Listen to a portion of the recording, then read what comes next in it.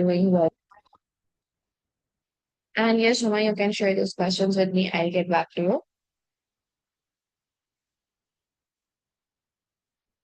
Okay, so the question paper that we are gonna do today. Hello, Eamon, how are you? I'm glad your exam went well. Acha ji. So the question paper that we're gonna do today is from March 2023, paper one, variant two. The first question says, the photograph, the photomicrograph shows cells from a human blood smear. Which calculation shows a correct method to calculate the actual diameter of the neutrophil shown in the photomicrograph in micrometers? Okay, so हमें actual diameter figure out करना है. Actual diameter के लिए what we'll do? हमारे पास formula होता है magnification equals to image size upon actual size. So if you have to find the actual size, it would become image upon magnification. Now, हमारे पास जो इमेज साइज है वो हमारे पास है मिलीमीटर में. हमें मिलीमीटर से माइक्रोमीटर में जाना है, तो हमारे पास जो भी इमेज साइज होगा इन मिलीमीटर्स, हम माइक्रोमीटर्स में जाने के लिए उसको मल्टीप्लाई बाय 1000 कर लेंगे. So this would become length of line PQ in millimeters multiplied by 1000 upon the magnification of the photomicrograph. And this is basically option number A. Next part, a student calibrated an eyepiece graticule using a stage micrometer.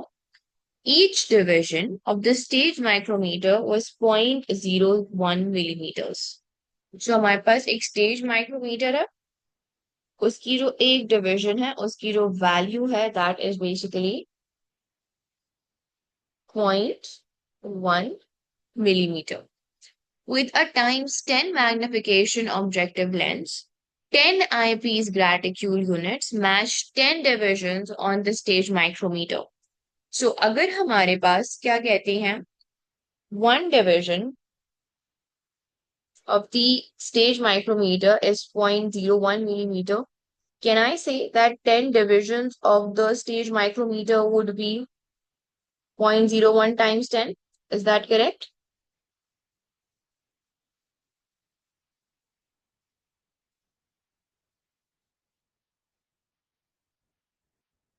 Which would be 0.1 millimeter. Anybody who's confused so far?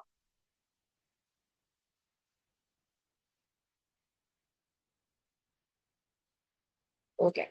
And then they're saying that 10 eyepiece graticule units match 10 divisions on the stage micrometer. So can I say that the divisions of the eyepiece graticule and the stage micrometer are same in this case? Because 10 divisions जो हैं वो exactly fall कर रहे हैं या coincide कर रहे हैं with 10 divisions on the stage micrometer. So the units on the eyepiece graticule are exactly matching the number of divisions of the stage micrometer. So can I also say कि जो ये data है वो stage micrometer के लिए भी same है और eyepiece graticule के लिए भी same है कि one division of the eyepiece graticule would also be 0.01 millimeter and the 10 divisions of the eyepiece graticule would be 0.1 millimeters. Anybody who's difficulty understanding this?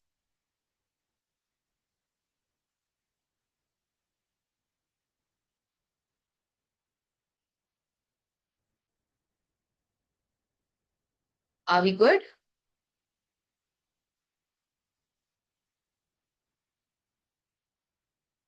Okay. Now the same microscope was used with a times 40 instead of times 10. हम क्या कर रहे हैं, हम magnification बढ़ा रहे हैं. Magnification बढ़ाने का मतलब होता है हम जूम इन कर रहे हैं. Tell me, zoom in करने से पहले, like when I was not zooming in, were you able to see more things or are you now able to see more things? मैं क्लोजर की बात नहीं कर रही, मैं मोर थिंग्स की बात कर रही हूँ. पहले ज्यादा चीजें नजर आ रही थी, अभी बिल्कुल बिफोर ज्यादा नजर आ रही थी. अगर मैं जूम आउट करूँ, you can see the entire question. But if I am zooming in, you are able to see less questions. हाँ, डिटेल में आप देख रहे हो, करीब से आप देख रहे हो, जूम्ड इन वर्जन देख रहे हो, आपको बेहतर नजर आ रहा है, लेकिन आपको चीजें कम नजर आ रही हैं. आपका फील्ड ऑफ व्यू छोटा हो रहा है, आपको कितनी फील्ड नजर आ रही है वो छोटी हो रही है. सो हमारे पास क्या कहते हैं इस रिलेशनशिप को, हम ये कहते हैं that magnification, the power of magnification is inversely proportional to the field of view. आपकी मैग्निफिकेशन बढ़ेगी, आपका फील्ड ऑफ व्यू छोटा होगा, यानी मैग्निफिकेशन बढ़ाई, आपका फील्ड ऑफ व्यू छोटा हो रहा है। ठीक है।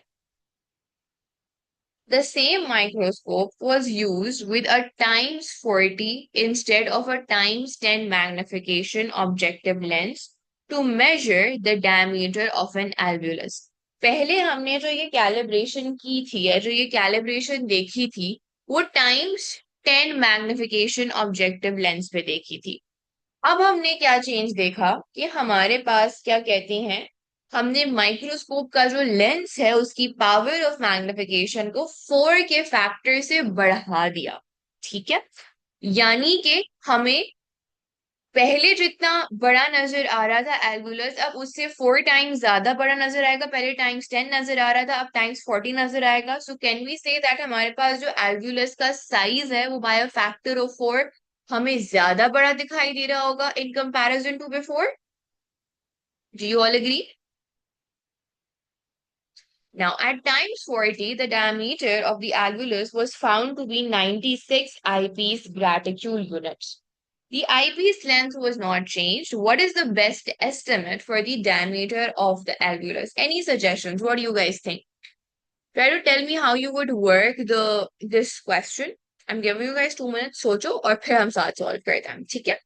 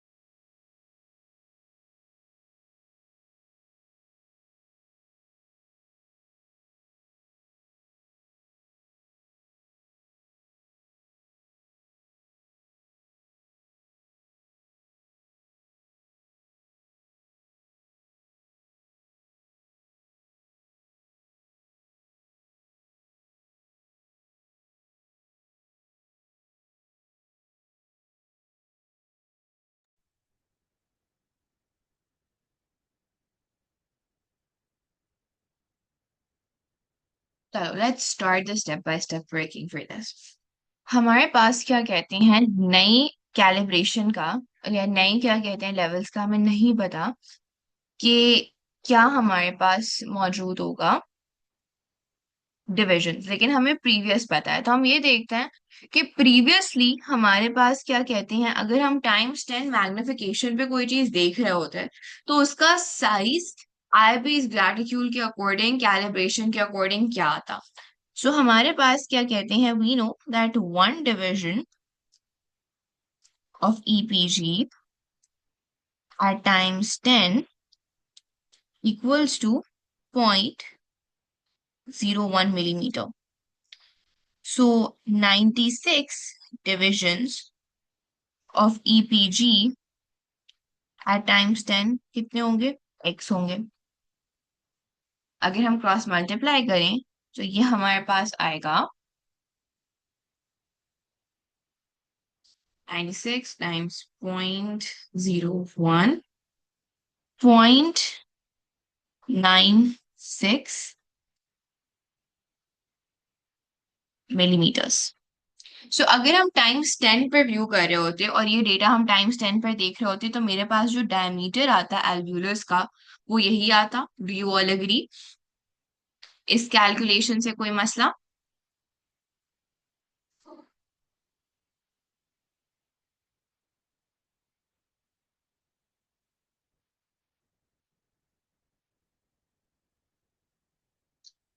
Anybody who is unable to understand so far?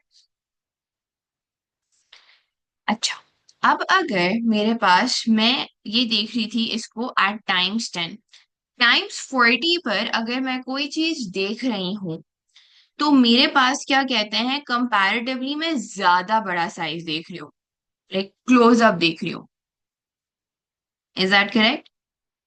लेकिन हमारे पास जितना बड़ा हम जूम इन करके किसी चीज को देख रहे होंगे, वो एक्चुअल में उतनी छोटी होगी। यानी टाइम्स 40 पर मुझे जो चीज जिस लेवल की नजर आ रही होगी, उसका जो एक्चुअल साइज होगा वो उतना ही छोटा होगा। Do you all agree?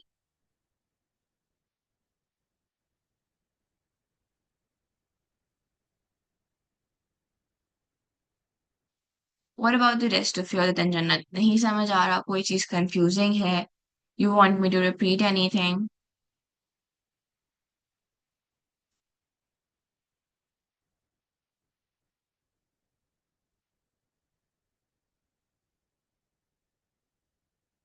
Are you all together? Okay. So मेरे पास क्या कहते हैं, 0.96 से बड़ा होगा एक्चुअल साइज, या 0.96 से छोटा होगा actual size? What do you guys think? जो एक्चुअल साइज होगा वो 0.96 मिलीमीटर से बड़ा है या 0.96 मिलीमीटर से छोटा है eight times 40? Smaller? Does everybody agree that it would be smaller?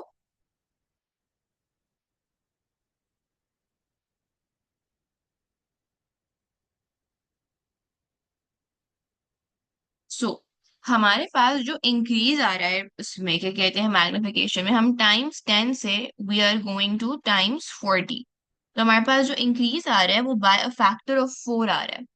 तो मेरे पास जो मुझे ज्यादा बड़ी इमेज दिखाई दे रही होगी, वो बड़ी image by a factor of 4 दिखाई दे रही होगी। यानी it is zoomed in by a factor of 4, 1:4 का रेशियो है ना। तो हमारे पास जो पिक्चर है वो 4 टाइम्स ज्यादा जूम है। टाइम्स 10 पर इट वॉज ओनली वन, अगर कहते हैं, अगर हम रेशियो के एतबार से देखें तो हमारे पास एक रेशियो बन रहा है मैग्निफिकेशन का, और अगर हम टाइम्स 40 पे देखें तो हमारे पास टाइम्स 4 वो रेशियो बन रहा है। सो हमारे पास जो 0.96 मिलीमीटर्स मुझे दिखाई दे रहा होगा टाइम्स 10 पे, अगर मैं उससे अपना एक्चुअल साइज कंपेयर करूं तो मेरा एक्चुअल साइज 0.96 मिलीमीटर से ज्यादा नहीं हो सकता। बिकॉज मैग्निफिकेशन में हमारे पास इमेज साइज हमेशा ज्यादा होता है, actual size हमेशा कम होता है। Image size will always be greater because obviously we are seeing a zoomed in version in comparison to the actual size। अगर मैं 0.96 को मल्टीप्लाई बाय 4 कर दूंगी तो मुझे तो 0.96 जो टाइम्स 10 पे दिखाई दे रही थी इमेज, मैं कह रही हूँ कि एक्चुअल साइज मेरा उससे 4 टाइम्स बड़ा है, विच इज नॉट पॉसिबल। क्योंकि अगर इतनी बड़ी मेरे पास एल्व्यूलस होती तो मुझे उसको मैग्नीफाई करने की जरूरत क्या थी? सो हमारे पास मैग्निफाइड वर्जन का जो इमेज साइज है वो बेसिकली छोटा होगा, और जो actual size of the entity है, सॉरी, जो हमारे पास इमेज साइज है वो बड़ा होगा, और जो एक्चुअल साइज है वो छोटा होगा।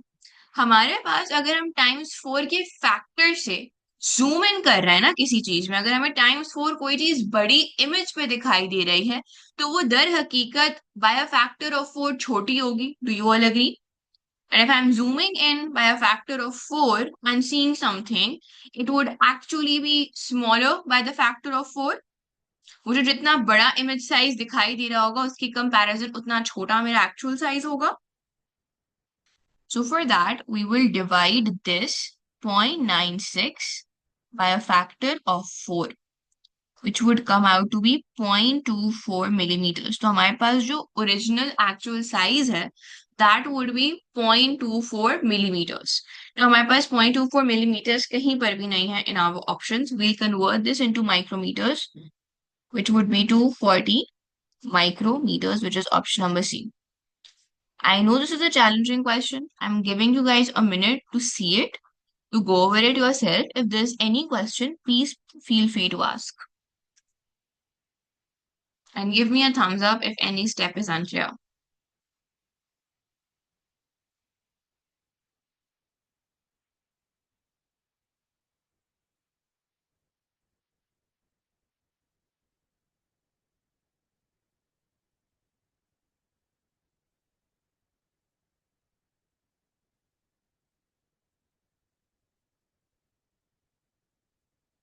Okay, which statements are correct for chloroplasts and also for mitochondria? They contain ADS ribosomes. Incorrect. So A is out, B is out. They can transcribe their circular DNA. Yes. They can translate mRNA. Yes. They are enclosed by double membranes. Yes. So option number C is the correct answer. The electron micrograph shows some cells from a root which cell structure is not usually found in cells from a root. Root के cells में हमारे पास जो chloroplast है that is not easily found. Nucleolus सारे cells में होगा. Sorry, B is actually chloroplast. Nucleolus सारे सेल्स में होगा. ए जो है वो आपका न्यूक्लियोलस है. डी जो है वो आपका न्यूक्लियर मेम्ब्रेन है. So all plant cells are eukaryotic. They would have a nucleolus, they would have a nuclear membrane. And see आपके पास क्या कहते हैं, सेल बाउंड्री है. So all plant cells have a cell boundary. तो हमारे पास chloroplast वो वाहिद ऑर्गेनील है जो कि रूट सेल्स में हमें दिखाई नहीं देता. Dialysis or whisking tubing is an artificially partially permeable membrane with pore sizes of approximately 2.5 nanometers. हमारे पास जो whisking tubing होती है उसकी जो pore sizes होते हैं वो डिटरमिन करते हैं कि कौन सी चीज विस्किंग ट्यूबिंग को क्रॉस कर सकती है और कौन सी चीज विस्किंग ट्यूबिंग को क्रॉस नहीं कर सकती. So anything which is larger than 2.5 nanometers cannot cross your pores of the whisking tubing. Glucose molecules have a diameter of about 1.5 nanometers and can pass through the pores in the membrane. What else can pass through the pores? Bacteria. Now tell me, what is the size of bacteria? It's zero point 0.5 to 5 micrometers, right? Do you think bacteria can pass through the whisking tubing?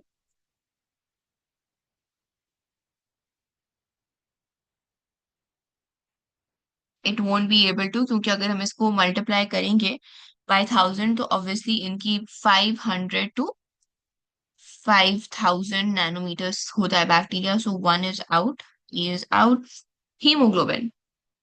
Now, हमारे पास haemoglobin एक macromolecule है because it is made up of 4 polypeptide chains. हमारे पास glucose comparatively is a single monomer. Glucose कितना छोटा होगा in comparison to a hemoglobin? So do you think hemoglobin would be able to cross this pore size? It is made up of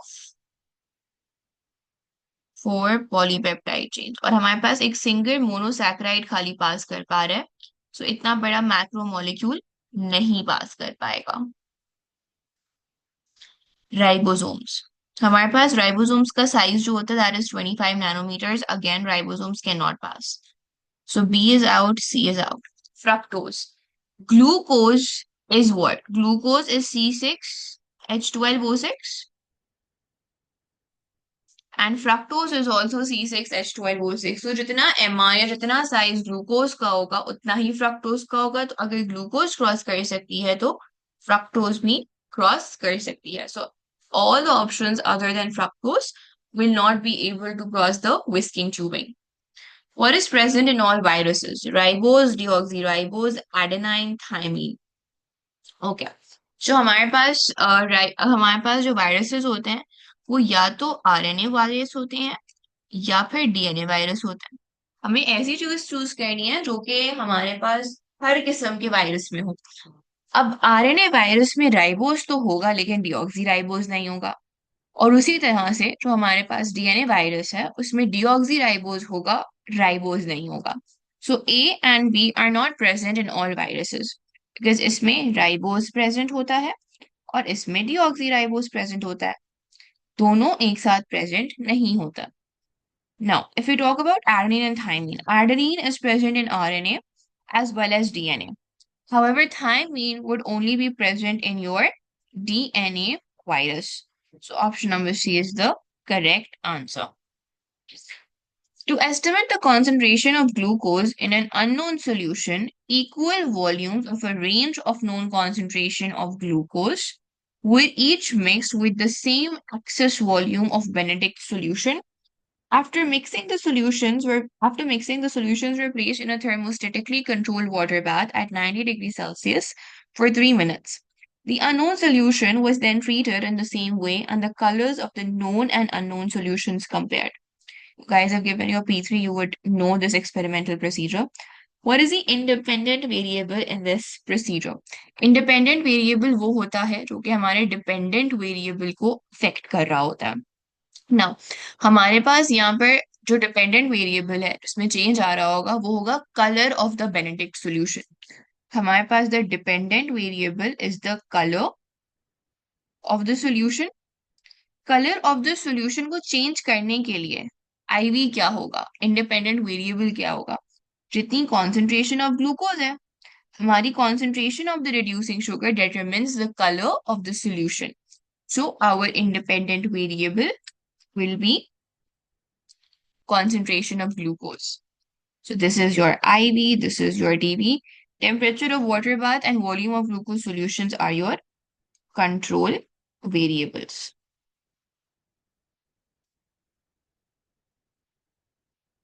Which statements are correct for amylose and for amylopectin? Both of these polysaccharides are found in starch. They are carbohydrate molecules. Yes. They are formed by condensation reactions. Yes. They are linear molecules. This is incorrect. They are not linear molecules. Amylose is basically helical in nature and amylopectin is branched.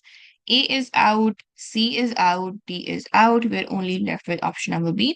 Let's read what statement number 4 says. However, they contain alpha 1,4 glycosidic bonds, which is correct. दोनों में हमारे पास alpha 1,4 glycosidic bonds present होते हैं. Which statement is a correct comparison between saturated triglyceride molecules and unsaturated triglyceride molecules of approximately the same molecular mass?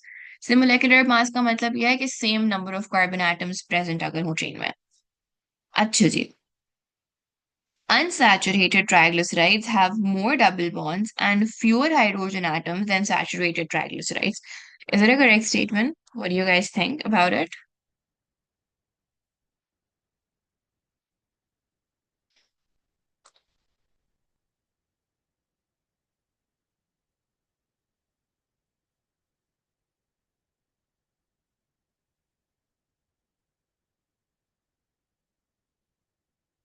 Uma, can you tell me what's the difference between saturated and unsaturated?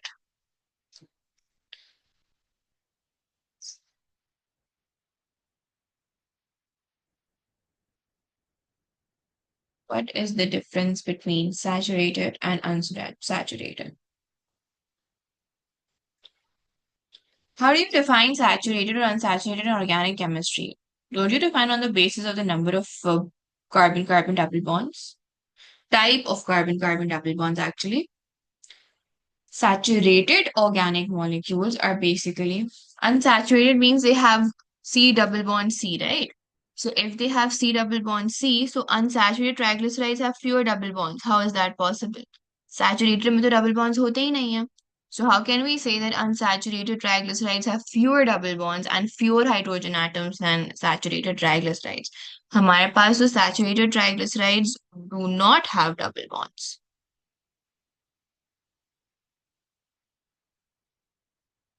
So B is incorrect. अच्छा जी. So D भी हम इसीलिए cancel out कर देंगे क्योंकि fewer double bonds की बात हो रही है. अगर हम बात करें ऑप्शन ए और ऑप्शन सी की, so unsaturated triglycerides would obviously have more double bonds क्योंकि उनमें क्या चीज प्रेजेंट होती है, आपके C double bond C present होते हैं unlike saturated triglycerides.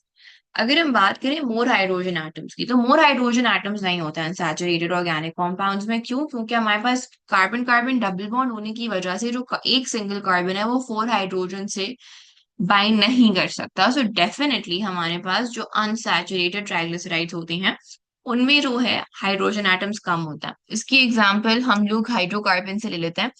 एल्केन्स जो हैं, जो आपके सैचुरेटेड ऑर्गेनिक कॉम्पाउंड्स होते हैं, उनका CnH2n+2 होता है जनरल फॉर्मूला. वेयरएज जो एल्कीन्स होते हैं जिनमें आपके कार्बन कार्बन डबल बॉन्ड होते हैं, उनका CnH2n होता है जनरल फॉर्मूला. सो जब भी कार्बन कार्बन डबल बॉन्ड आएगा, number of hydrogen atoms present in that particular molecule would be less than the saturated ones. Is this clear? So option number A is the correct answer. Uma, is it also clear to you? Any questions? Any ambiguities? The diagram represents a molecule from a cell surface membrane. It is basically a phospholipid. Which description of one of the labels is correct? A. Fatty acid at the hydrophilic end of the molecule. Fatty acid is hydrophobic, not hydrophilic. Hydrophobic and B is the hydrophobic end of the triglyceride molecule. Incorrect. Yes, B is the hydrophobic end, but it is the hydrophobic end of the phospholipid molecule, not a triglyceride molecule. C, which is this part, hydrophobic end of the glycerol molecule. Okay, so this part is basically glycerol. This is basically your phosphate head, which is hydrophilic in nature so see जो पूरा है वो आपके पास hydrophobic reason नहीं है D is the phosphate head at the hydrophilic end of the molecule. Yes, D is the phosphate head and it is your hydrophilic molecule.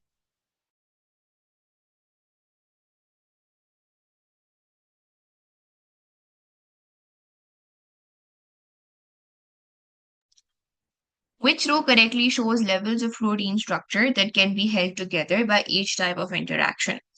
अच्छा जी hydrogen bonds हैं hydrophobic interactions हैं कोवेलेंट बॉन्ड्स हाइड्रोजन बॉन्ड्स हमारे पास present होते हैं आपके secondary structure में आपके tertiary structure में और आपके कोऑर्डिनरी स्ट्रक्चर में they're present in your secondary, tertiary, and quaternary structure. Whereas if we talk about hydrophobic interactions, they're only present in your tertiary and quaternary structure, not in your primary or secondary structure.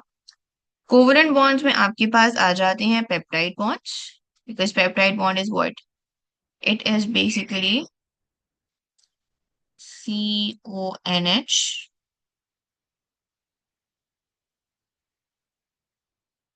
and उसमें आ जाता है आपका disulphide bond so covalent bonds हमें primary structure में भी दिखाई देंगे because primary structure is made up of your peptide bonds वो हमें दिखाई देंगे सेकेंडरी स्ट्रक्चर में नहीं दिखाई देंगे टर्शरी और क्वार्टररी में दिखाई देंगे ठीक है so let's identify which row is correct so A says is primary नहीं हाइड्रोजन बॉन्ड आपके प्राइमरी स्ट्रक्चर में नहीं होते so it's out hydrogen bonds are present in your secondary structure hydrophobic interactions are present in your primary structure no C. Hydrogen bonds in the secondary and tertiary structure, yes.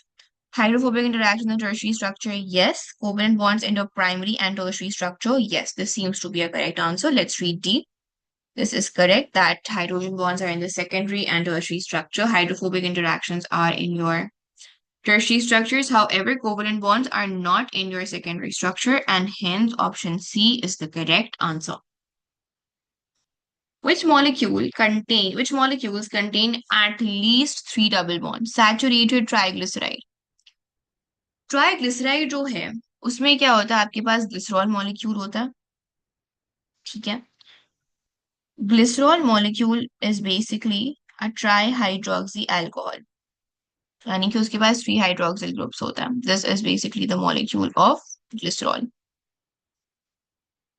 अब आपके पास कोई भी fatty acid के साथ ये अपना bond form करे condensation में तो वो फैटी एसिड चाहे सैचुरेटेड हो या वो अनसैचुरेटेड हो चाहे उस फैटी एसिड में डबल बॉन्ड हो या ना हो आपके पास ट्राइग्लिसराइड में regardless of whether the fatty acid is saturated or unsaturated 3 double bonds होते हैं कैसे क्योंकि हमारे पास जो हमारा फैटी एसिड है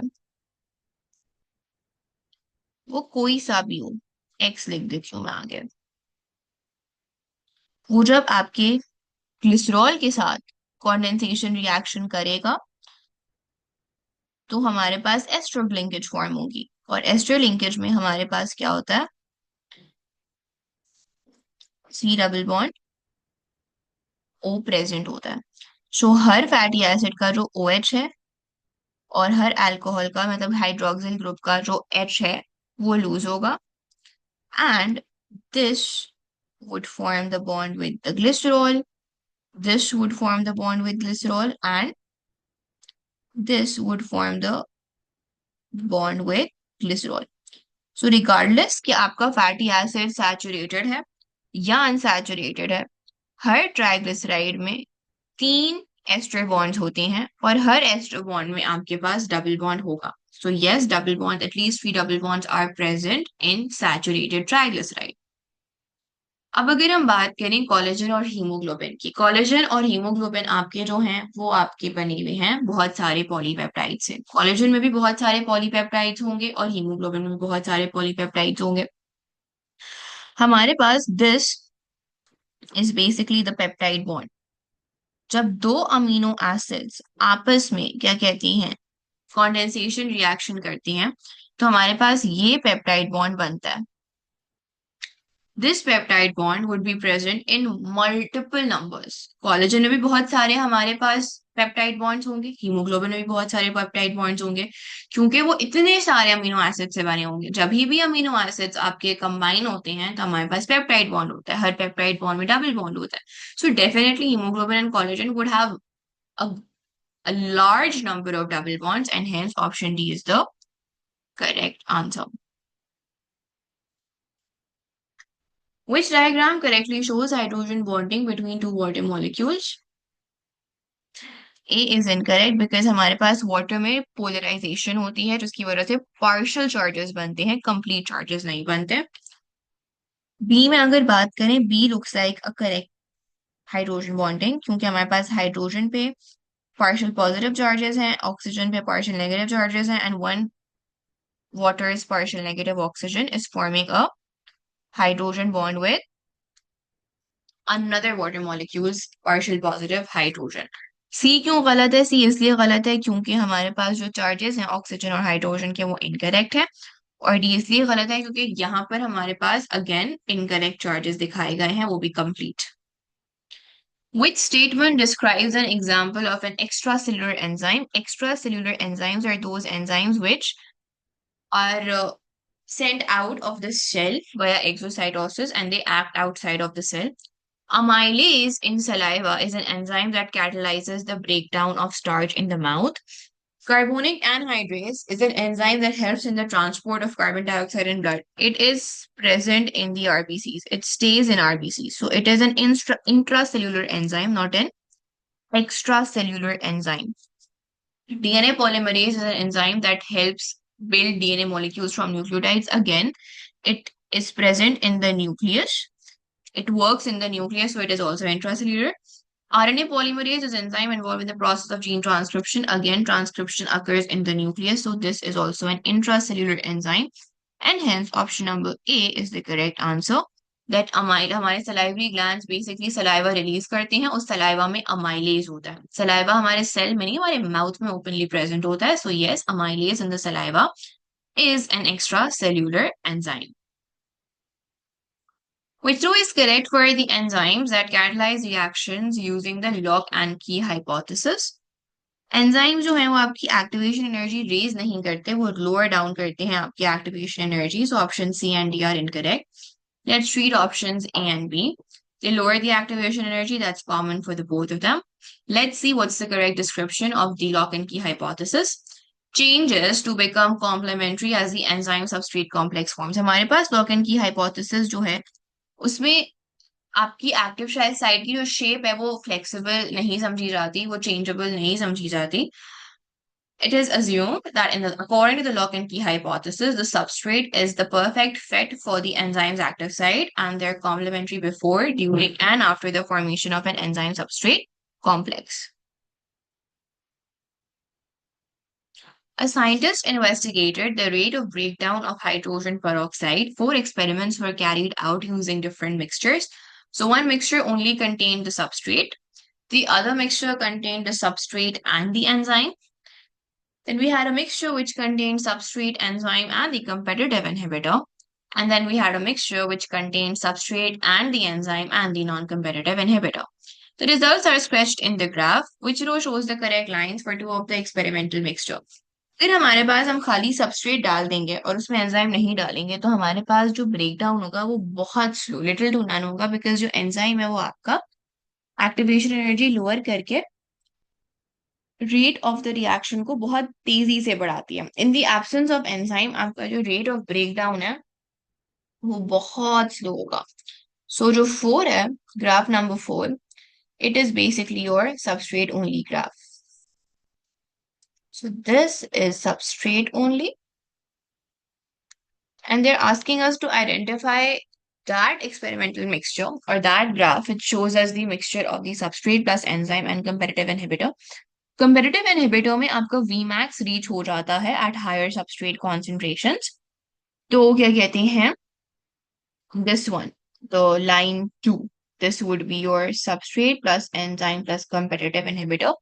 देर से reach हो रहा होता है आपका Vmax, लेकिन eventually हो जाता है. So this would be option number B. Which of these substances can pass directly through cell surface membranes without using a carrier protein or a channel protein? This would need a channel protein because it is a charged particle. C6H12O6 के लिए हमने पढ़ा है कि glucose जो है वो glutes के थ्रू मूव करती है, चैनल प्रोटीन के थ्रू मूव करती है, not via this directly through the cell surface membrane. So 1 and 3 need your transport proteins. Carbon dioxide can directly diffuse across the cell surface membranes, and hence option number D is the correct answer. अच्छा जी. What happens to the surface area to volume ratio of a cube when the length of each side is doubled? Okay, let's figure this out. हम assume कर लेते हैं. हम assume कर लेते हैं initial length of the cube जो थी, cube है तो उसका क्या कहते हैं, फॉर्मूला क्या होगा, वॉल्यूम का फॉर्मूला होगा L क्यूब, सरफेस एरिया का फॉर्मूला होगा 6L². हमारे पास इनिशियल लेंथ हम अज्यूम कर लेते हैं टू बी 1 सेंटीमीटर. सो अगर ये क्यूब है 1 सेंटीमीटर का, उसका वॉल्यूम होगा 1 cm क्यूब और उसका सरफेस एरिया होगा 6 cm².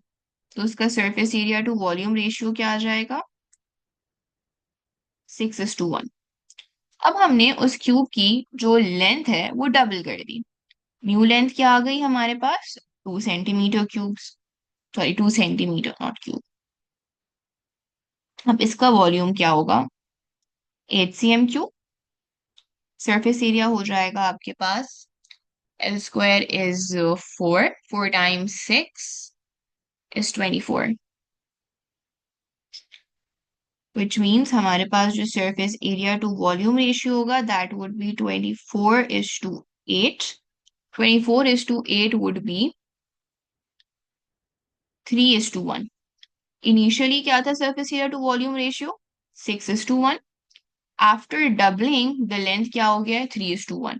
सो हमारे पास सरफेस एरिया 6:1 से 3:1 जा रहा है. So can we say the surface area to volume ratio is halving. Is that correct? Anybody who disagrees?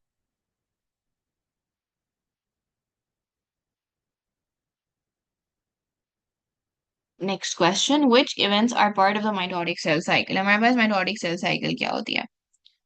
Mitotic cell cycle basically comprises of your G1, which is your interphase का पहला step, फिर आपका S phase, फिर आपका G2 phase, फिर आपके पास mitosis और cytokinesis. So all the stages, जो आपकी इंटरफेस की स्टेजेस हैं, जो आपकी माइटोसिस की पी मैट वाली स्टेजेस हैं, और जो आपका साइटोकाइनेसिस है, वो सब कुछ आपका माइटोटिक सेल साइकिल में आता है. And hence all these stages are part of your mitotic cell cycle. Mitotic cell cycle is your complete cell cycle, जिसका एक पार्ट है माइटोसिस. माइटोसिस के पार्ट होते हैं पीमैट. अगर वो आपसे ये पूछता which events are part of the mitosis, तो आप खाली टीलोफेज को सेलेक्ट करते, इंटरफेज और साइटोकाइनेसिस को सेलेक्ट नहीं करते. लेकिन जब बात होती है माइटोटिक सेल साइकिल की, तो उस पूरी सेल साइकिल में आपका इंटरफेस के सारे स्टेप्स आते हैं, फिर माइटोसिस के सारे स्टेप्स आते हैं, और फिर साइटोकाइनेसिस आता है. Next question. The estimated total number of red blood cells in the human body is 2.5 into 10 to the power 13. It is estimated that each day 2.5 into 10 to the power 11 red blood cells are removed from the circulation and are replaced by stem cells in the bone marrow. So total RBCs हमारे पास 2.5 into 10 to the power 13 है. रोज हमारे पास क्या कहते हैं, 2.5 into 10 to the power 11 जो RBCs हैं वो रिमूव हो रहे होते हैं. Which percentage of the total number of red blood cells is replaced each day? इतने हमारे पास रिप्लेस होंगे, इतने हमारे पास टोटल है। So this would be 2.5 into 10 to the power 13 upon 2.5 into 10 to the power 11, 2.5 into 10 to the power 13 into 100. Now this would come out to be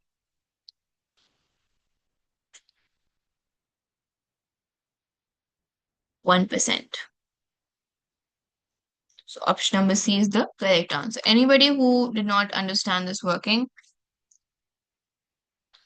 हमें basically number of RBCs which are getting replaced को percentage form में express करना है, और percentage in terms of the total number of RBCs present in the body. So हम हमारे पास जो रिप्लेस हो रहे हैं वो हमारे न्यूमरेटर में आएगा।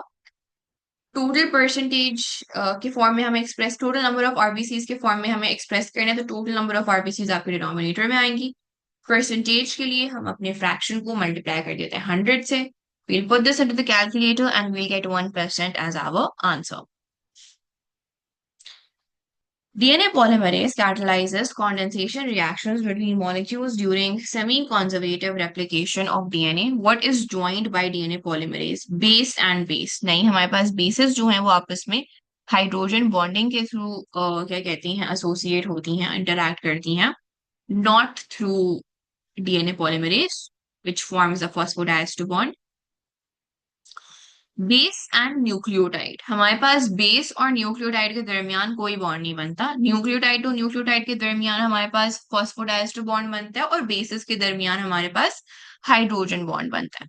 Nucleotide and nucleotide, yes, carbon number 3 of one nucleotide interacts with another nucleotide's phosphate group, so this seems to be a plausible answer. Phosphate and ribose, DNA में राइबोस नहीं होती, सो फॉस्फेट एंड राइबोस के दरमियान नहीं बनता। हाँ, अगर ये फॉस्फेट एंड डीऑक्सीराइबोस होता तो ये बिल्कुल सही जवाब होता, क्योंकि एक न्यूक्लियोटाइड का फॉस्फेट ग्रुप और दूसरे न्यूक्लियोटाइड का carbon number 3 of the sugar interact करते हैं। सो फॉस्फेट एंड डीऑक्सीराइबोस होता तो हम इसको करेक्ट करते हैं, लेकिन क्योंकि राइबोस लिखा हुआ है, डीएनए राइबोस से नहीं बना हुआ होता, so option D is incorrect and option C is the only plausible answer. Two polynucleotide strands make up a DNA molecule. So two strands से बना हुआ होता है हमारे पास DNA molecule, which description is correct. The percentage of cytosine is 50% of that of guanine in the whole molecule. The percentage of cytosine is the same as that of guanine in the whole molecule. The percentage of cytosine is the same as that of guanine in each strand. The percentage of cytosine is the same in each strand of the molecule. अब ये बहुत confusing statements लग रही हैं, इनको एक एक करके डिकोड करता। The percentage of cytosine is 50% of that of guanine. वो कह रहे हैं कि cytosine is half of guanine. Is that possible?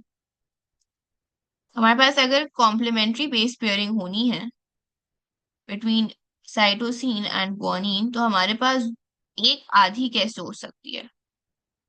क्योंकि जितने ग्वानिन होंगे स्ट्रैंड में, होल मॉलिक्यूल में, उतने ही साइटोसिन होंगे। So it is not possible that cytosine are 50% of that of guanine in the whole molecule. So A is incorrect. The percentage of cytosine is the same as that of guanine in the whole molecule. Yes, हमारे पास पूरे molecule में जितने साइटोसिन्स होंगे उतने ही ग्वानिन्स होंगे, तभी हमारे पास सारे साइटोसिन्स कॉम्प्लीमेंट्री बेस पेयर्स बना सकते होंगे with all the guanines present. So B is the correct answer. Let's see why C and D are incorrect. The percentage of cytosine is the same as that of guanine in each strand. नहीं, हमारे पास एक strand में कितना cytosine है वो हमेशा same नहीं होता to the amount of guanines present. It is possible कि हमारे पास 11 साइटोसिन्स प्रेजेंट हो स्ट्रैंड 1 में और 2 guanines प्रेजेंट हो स्ट्रैंड 1 में। तो जरूरी नहीं है कि एक स्ट्रैंड में number of cytosine and guanine present हो, लेकिन बैलेंस आउट कैसे होगा? बैलेंस आउट ऐसे होगा कि हमारे पास 11 guanines प्रेजेंट होंगे दूसरे स्ट्रैंड में to form complementary base pairs with 11 cytosine, and हमारे पास 2 साइटोसिन्स प्रेजेंट होंगे दूसरे स्ट्रैंड में to balance out the 2 guanines in one strand. और अगर देखा जाए तो हमारे पास जितने नंबर ऑफ साइटोसिन्स है पूरे मॉलिक्यूल में, पूरा मॉलिक्यूल ये है, अगर पूरे मॉलिक्यूल के नंबर ऑफ साइटोसिन्स देखे जाए तो 11 + 2 we have how many 13 cytosine and 11 + 2 we have 13 guanine। तो होल मॉलिक्यूल की percentage of the two pair same होगी, लेकिन एक स्ट्रैंड में अगर एक हमारे पास न्यूक्लियोटाइड की हमें परसेंटेज मालूम है या नंबर मालूम है, उससे हम दूसरे क्या कहते हैं न्यूक्लियोटाइड बेसिस के नंबर्स एक ही स्ट्रैंड के अंदर प्रेडिक्ट नहीं कर सकता। The percentage of cytosine is the same in each strand of the molecule. No, the percentage of cytosine is not the same in each strand of the molecule. Anybody who's still confused with these statements, नहीं समझ आई हो अगर बात clear है? इतनी खामोशी क्यों आज क्लास में? Okay, we don't have Eamon in the class and we don't have Ikra in the class, so the खामोशी makes sense. Okay, Janak, why are you confused? कौन सा आपके पास क्या कहते हैं स्टेटमेंट में आप confused हो?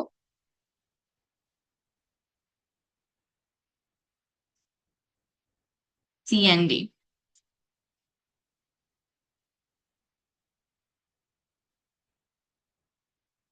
अगर मैं आपको स्ट्रैंड 1 के न्यूक्लियोटाइड बेसिस के बारे में बताऊं कि स्ट्रैंड 1 में इस पोजीशन पे कौन सी बेस है, इस पोजीशन पे कौन सी बेस है, इस पोजीशन पे कौन सी बेस है, तो आप मुझे स्ट्रैंड 2 के बेसिस बता सकते हो? लेट्स से यहाँ एडेनिन है, यहाँ साइटोसिन है, यहाँ गुआनिन है। Can you tell me strand 2 में क्या सीक्वेंस होगा? Tell me the sequence of strand 2।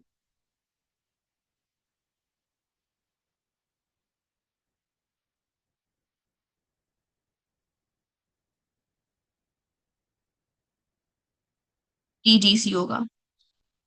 सो एक स्ट्रैंड में कितने न्यूक्लियोटाइड्स हैं उससे हम ये बता सकते हैं कि दूसरे स्ट्रैंड में कितने न्यूक्लियोटाइड्स होंगे। बट अगर मैं ये हटा दूं और मैं आपको बोलूं इसमें 11 एडेनिन्स हैं इस स्ट्रैंड में, आप मुझे बताओ इस स्ट्रैंड 1 में कितने थायमीन्स होंगे? Can you tell me that? Can you tell me how many thymine molecules are present in strand number 1? You can't, right? So the percentage of cytosine is the same as that of guanine in each strand. एक strand के अंदर same percentage of cytosine और same percentage of guanine हो सकती है, लेकिन क्या हम श्योर हो सकते हैं इस बारे में? नहीं हो सकता है। पॉसिबिलिटी है यहाँ पे 5 थायमीन हो, लेकिन आप 11 एडेनिन से मुझे ये जरूर बता सकते थे, आप मुझे उस स्ट्रैंड की इंफॉर्मेशन तो नहीं दे सकते, लेकिन आप मुझे दूसरे स्ट्रैंड की इंफॉर्मेशन क्या देते कि 11 थायमीन है। सो हम एक स्ट्रैंड की इंफॉर्मेशन से दूसरे स्ट्रैंड की इंफॉर्मेशन प्रोडिक्ट कर सकते हैं because of the rule of complementary base pairing, लेकिन एक स्ट्रैंड में कितने नंबर ऑफ न्यूक्लियोटाइड्स हैं वो चार्गव्स लॉ की बेसिस पर नहीं चलता। ठीक है, डी की बात करें, the percentage of cytosine is same in each strand of the molecule. तो मैंने अभी दिखाया आपको कि यहाँ पर अगर मेरे पास 5 साइटोसिन्स हैं और 11 गुआनिन्स हैं, तो दूसरे स्ट्रैंड में मेरे पास 5 गुआनिन्स और 11 साइटोसिन्स होंगे। Is that correct?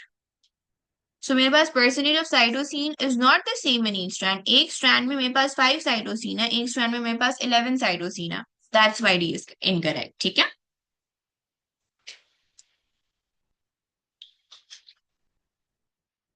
ओके ये हमने क्वेश्चन किया हुआ है टॉपिकल पास्ट पेपर्स में भी। The PDX1 protein is found in a wide range of animal species where it is regarded as essential for normal metabolism. In sand rats, the gene coding for the PDX1 protein has a much lower proportion of A and T nucleotides than PDX1 gene from other animals. तो हमारे पास जो A and T nucleotides हैं वो sand rats वाली gene में कम है in comparison to other animals. यानी कि सैंड रैट्स में हमारे पास ज्यादा कौन से न्यूक्लियोटाइड्स हैं? सी एंड जी ज्यादा है। Finding the complete DNA sequence of the PDX1 gene in sand rats has been difficult. Sequencing involves splitting of nucleotides one at a time from a single stranded DNA. What could account for the difficulty in finding the DNA sequence of the PDX1 gene in sand rats? The PDX1 gene is present in only a small proportion of nuclei.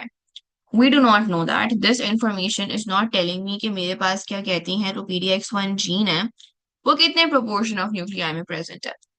फिर the PDX1 gene is transcribed in only some cells. Transcribed का मतलब है कि हमारे पास सिर्फ some cells में mRNA बन रहा है.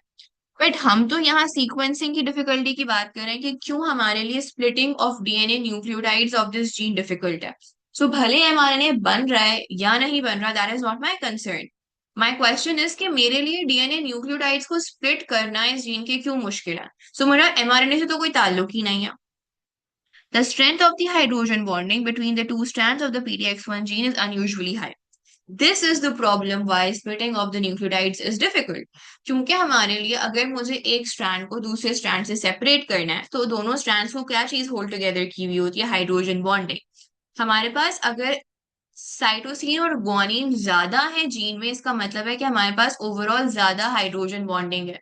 सो हमारे पास क्या कहते हैं, जो मुश्किल हो रही है हमें न्यूक्लियोटाइड्स को स्प्लिट करने में वो ये हो रही है कि पहले हम स्ट्रैंड्स ही अलग नहीं कर पा रहे होंगे आसानी से, क्योंकि हमारे पास नंबर ऑफ हाइड्रोजन बॉन्ड ज्यादा होंगे in the PDX1 gene of the sand rats and hence option D is the correct answer.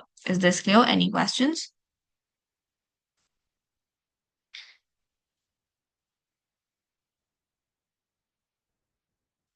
Different tissues in a plant were supplied with a radioactively labeled substance used to identify which tissues were actively synthesizing mRNA. Which radioactively labeled substances would be suitable for this experiment? अगर हमें ये identify करना है कि कौन से sales जो हैं उनमें हमारे पास mRNA सिंथेसिस हो रहा है, तो हम कोई ऐसी चीज डालेंगे जो कि यूनिकली सिर्फ mRNA में प्रेजेंट हो ताकि हम mRNA को आइडेंटिफाई कर सकें. अच्छा जी, एडेनिन. अब एडेनिन तो डीएनए में भी प्रेजेंट होती है, mRNA में भी प्रेजेंट होती है. सो ये तो यूनिक चीज नहीं है टू दी mRNA. सो ये तो डीएनए को भी आइडेंटिफाई करवा सकती है और mRNA को भी करवा सकती है. So one is out. Uracil, yes, uracil is only present in RNA. Inorganic phosphate. Inorganic phosphate is also present in DNA. Phosphate DNA में भी होती है, mRNA में भी होती है. So 3 is out. Ribose. Ribose is only present in RNA. So 2 and 4 are the two substances we can use to figure out whether or not mRNA is being synthesized actively in some tissues. Which row correctly matches the structure and function of phloem sieve tube elements? Peripheral cytoplasm with no nucleus. This seems to be correct. To provide as little resistance to flow as possible. Statement number A जो है वो सही लग रही है.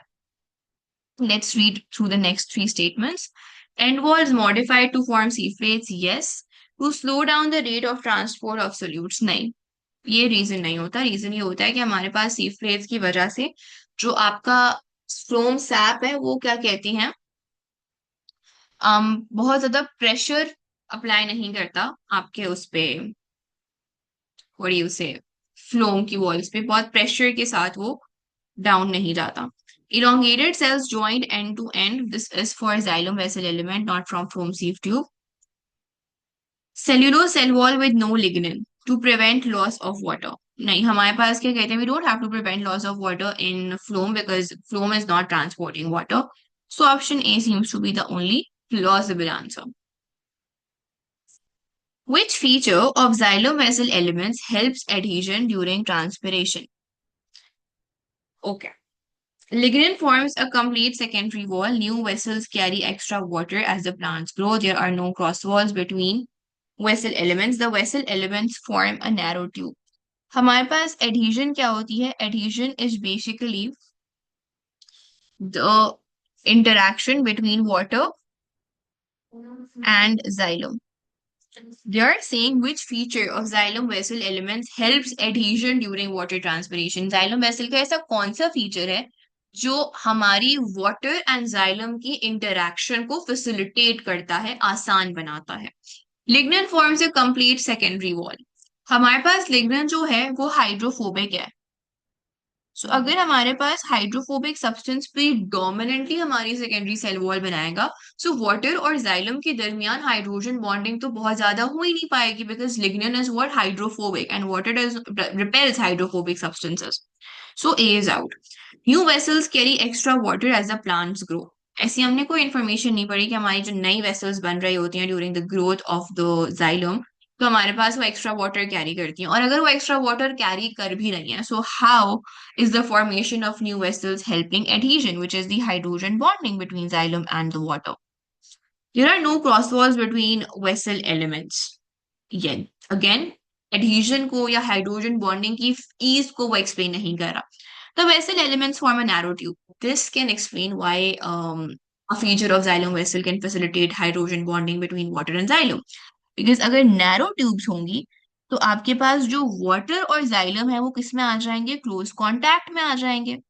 और जब वो क्लोज कांटेक्ट में आ जाएंगे तो उनके दरमियान एडहेजन होना, हाइड्रोजन बॉन्डिंग होना आसान हो जाएगा. So D is the correct answer. Mass flow is the bulk movement of materials from one place to another. How many of the vessels listed carry fluids by mass flow? अब हमने mass flow जो पढ़ा है ना, वो phloem sieve tube और xylem vessels के aspect से पढ़ा है. लेकिन मास फ्लो का मतलब होता है एक बहुत ज्यादा मास, एक बहुत ज्यादा क्वांटिटी में कोई चीज एक जगह से दूसरी जगह जा रही हो. सो हमारा जो ब्लड होता है, ब्लड कोई छोटे छोटे ड्रॉप्स की फॉर्म में तो मूव नहीं करता. ब्लड भी तो हमारे पास बल्क मूवमेंट शो कर रहा होता है. ऐसा तो नहीं है कि थोड़े थोड़े पार्ट्स में ब्लड मूव कर रहा है, कंटिन्यूअसली एक बल्क में हमारा ब्लड मूव कर रहा होता है. सो आर्टरी में भी जो हमारी ब्लड की मूवमेंट है, that is mass flow, because bulk movement हो रही होती है ब्लड की. So option D is the correct answer कि all four vessels carry fluids by mass flow. Cellulose, lignin, and suberin are components of various plant cell walls. Description of these cell wall components are listed. Component of the Casparian strip, ये तो हमारे पास suberin होता है. Redirects water into the symplast pathway, ये भी suberin होता है. A hydrophobic component of cell walls, this is basically lignin. Water interacts with this molecule in the apoplast pathway, this is cellulose. So 4 is cellulose. A and B is out. Lignin के लिए हमने 3 identify किया था, स्यूबरिन के लिए हमने 1 and 2 identify किया था. Option D is the correct answer. Is this clear? Any questions, any ambiguities?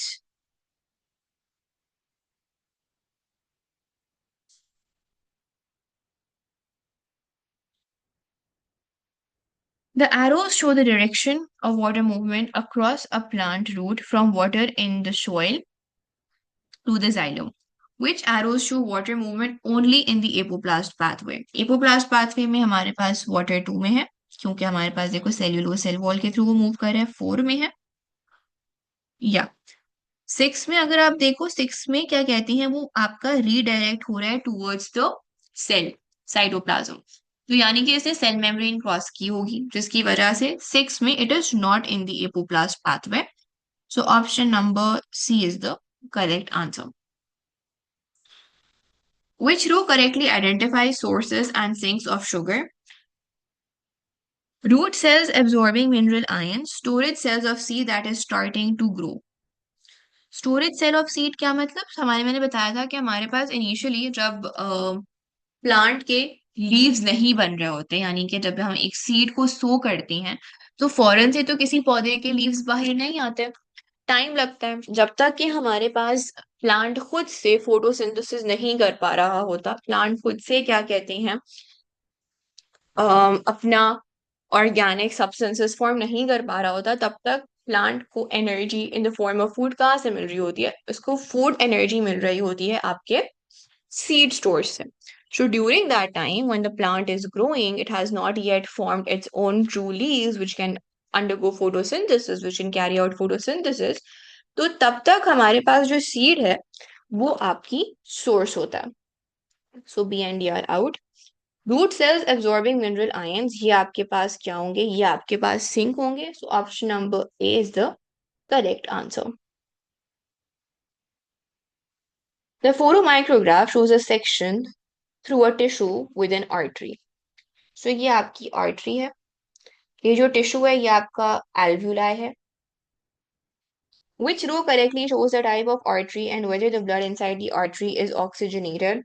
और इट इज डीऑक्सीजनेटेड। हमारे पास एल्व्यूलाई के पास जो आर्टरी जा रही होगी वो कौन सी होगी? पल्मोनरी आर्टरी होगी। तो पल्मोनरी आर्टरी होगी वो क्या होती है? डीऑक्सीजनेटेड ब्लड कैरी कर रही होती है। और हमारे पास क्या कहते हैं, जो हमारा क्या कहते हैं टाइप ऑफ आर्टरी होती है, वो हमारे पास मस्कुलर आर्टरी होगी, because this artery is not receiving blood at a very high pressure. So हमारे पास अयोटा जो है that is elastic in nature। उसके अलावा जो आर्टरीज हार्ट से दूर जा रही होती हैं वो क्या होती हैं? वो muscular in nature होती हैं। So option number A would be your correct answer.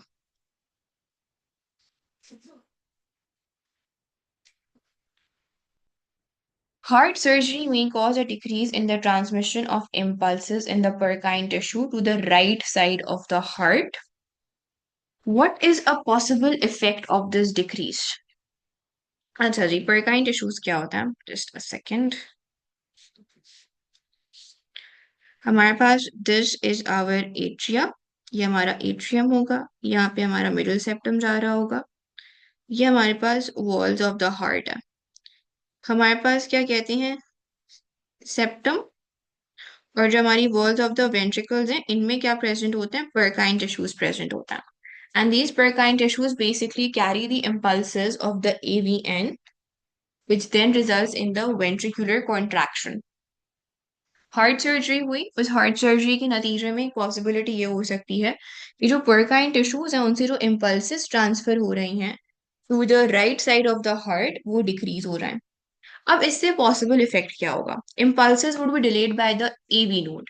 नहीं, हमारे पास AV node comes before the Purkinje tissues, तो हमारे पास ऐसा है कि इम्पल्सेस AV नोड पे डिले इसकी वजह से नहीं होंगी। The muscle of the right ventricle would contract slightly more slowly than the muscle of the left ventricle. That's absolutely correct, क्योंकि खाली राइट साइड के पोकाइन टिश्यूज में डिक्रीज आ रहा है ट्रांसमिशन का, लेफ्ट साइड में नहीं आ रहा। तो राइट वेंट्रिकल बाद में कॉन्ट्रैक्ट होगा और लेफ्ट वेंट्रिकल पहले कॉन्ट्रैक्ट हो जाएगा। The muscle of right atrium would not contract as fully as the muscle of the left atrium. हमारे पास पोकाइन tissues are responsible for bringing about contraction in the ventricles, not the atrium.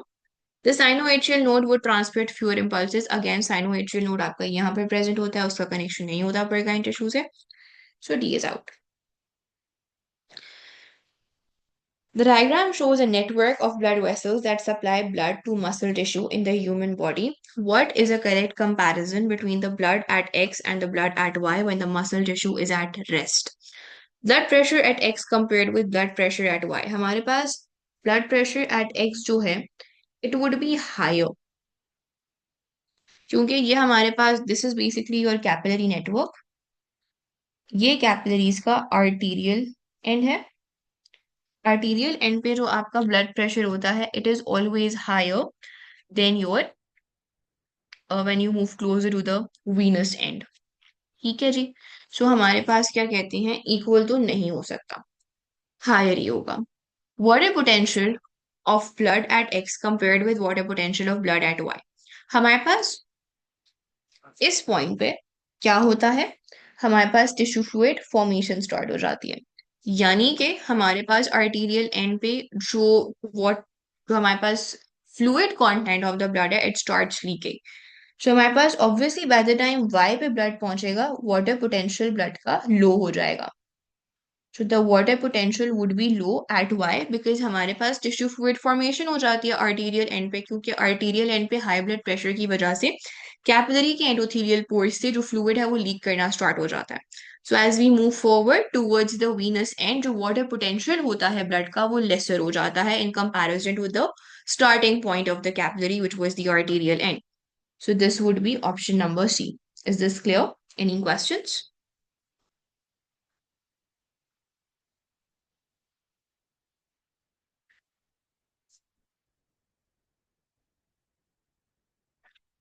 Okay, scientists have shown that the oxygen dissociation curve for hemoglobin of smaller mammals are to the right of those of large mammals. तो right shift का मतलब होता है decrease in affinity to oxygen of hemoglobin. What does this suggest about the hemoglobin of smaller mammals? At low partial pressures of oxygen, It binds to oxygen more strongly than the hemoglobin of larger mammals. Incorrect. हमारे पास right shift का मतलब ये है कि उसकी जो affinity है वो लेसर है बाकी मैमल्स की कंपैरिजन में, लार्जर मैमल्स की कंपैरिजन में. सो लो पार्शियल प्रेशर ऑफ ऑक्सीजन पे स्मॉलर मैमल्स जिनकी लेसर अफिनिटी है फॉर ऑक्सीजन उनका हीमोग्लोबिन स्ट्रांगली बाइंड नहीं करेगा ऑक्सीजन से. It saturates with oxygen at lower partial pressures of oxygen than the hemoglobin of larger mammals. No, हमारे पास lower partial pressure पे उसकी affinity, उसकी binding with oxygen इतनी ज़्यादा strong नहीं होगी. So वो नहीं करेगा bind आपके lower partial pressure पे इतना strongly in comparison to larger mammals. It releases oxygen more easily than the hemoglobin of larger mammals. That is correct. वो ऑक्सीजन से इतना स्ट्रांगली अट्रैक्टेड है ही नहीं, उसकी अफिनिटी इतना ज्यादा है ही नहीं, तो उसको जहां मौका मिलेगा ऑक्सीजन को छोड़ने का वो जल्दी से ऑक्सीजन को छोड़ देगा because it has an overall reduced affinity towards oxygen in comparison to larger mammals. When the partial pressure of oxygen is high, it carries more oxygen than hemoglobin of larger mammals. That is again incorrect because हमारे पास उसकी कम affinity अगर है larger mammal से तो वो कम ही oxygen carry कर रहा होगा at all levels of oxygen in comparison to larger mammals. Next question, what is an effect of an increased concentration of carbon dioxide in the blood? अगर हमारे पास ब्लड में ज्यादा कार्बन डाइऑक्साइड आ रही है तो उसका इफेक्ट क्या होगा? An increased movement of chloride ions out of red blood cells. No, हमारे पास इनसाइड मूव करते हैं क्लोराइड आयंस, आउटसाइड मूव नहीं करते कार्बन डाइऑक्साइड की वजह से. Increased concentration of hemoglobinic acid. Very good. That's correct. B is correct. Decreased concentration of hydrogen carbonate ions. Incorrect. Decreased concentration of carbaminohemoglobin. Incorrect. Two of the requirements of an efficient gas exchange system are a large surface area and short diffusion distance, which row correctly describes how alveoli are adapted to meet these requirements. Large surface area elastin fibers prevent the alveolus from collapsing. Um, Not necessarily. Short diffusion distance, an extracellular layer inside the alveolus wall contains blood capillaries. No. हमारे पास large surface area की वजह से elastin fibres का कोई connection नहीं. Elastin fibres एक अलग adaptation है, लार्ज सरफेस एरिया एक अलग अडेप्टेशन है. So A is incorrect. Large surface area की वजह से gases dissolve in a layer of liquid. ये हमारे पास प्रेजेंस ऑफ द मॉइस्चर की वजह से है, लार्ज सरफेस एरिया की वजह से नहीं है. Alveoli are folded and interconnected. Yes, हमारे पास जो ये होता है ना एल्वुलाई का स्ट्रक्चर ग्रेप्स जैसा, this is the reason why हमारे पास लार्जर सरफेस एरिया होता है. So this makes sense. Walls of alveoli are only one cell thick and that's why there is a short diffusion distance. So option C कुछ सही लग रहा है. Large surface area walls of alveoli are formed of squamous epithelial cells. Again, this does not explain why alveoli have a large surface area. Short diffusion distance, red blood cells are very close to capillary walls. तो अगर हमारे पास वो तो हर capillary में होता है, हर red blood cell हर capillary में close ही होता है कैपिलरी वॉल से, उसका शॉर्ट डिफ्यूजन डिस्टेंस से कोई कनेक्शन नहीं है. Is this clear?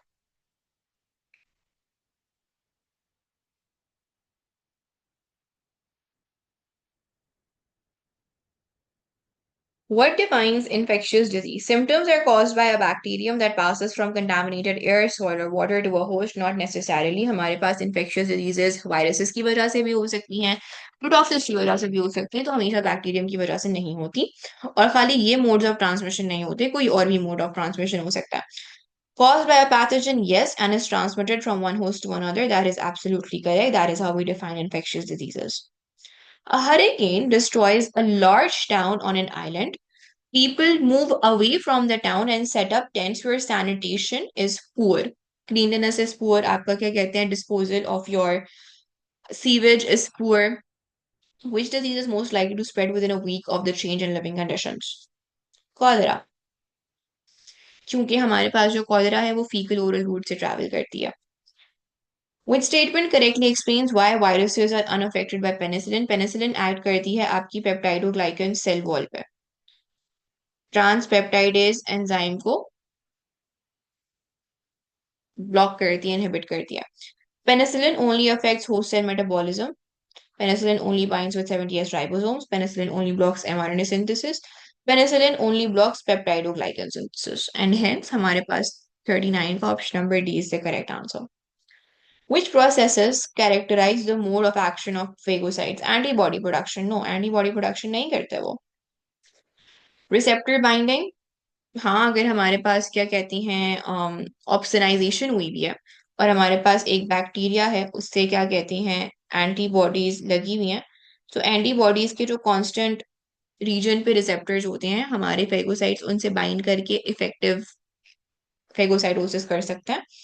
एंडोसाइटोसिस बिल्कुल होता है, एक्सोसाइटोसिस बिल्कुल होता है, हाइड्रोलिसिस बिल्कुल होता है. So option number C is the correct answer. So that's it for this paper. Any questions?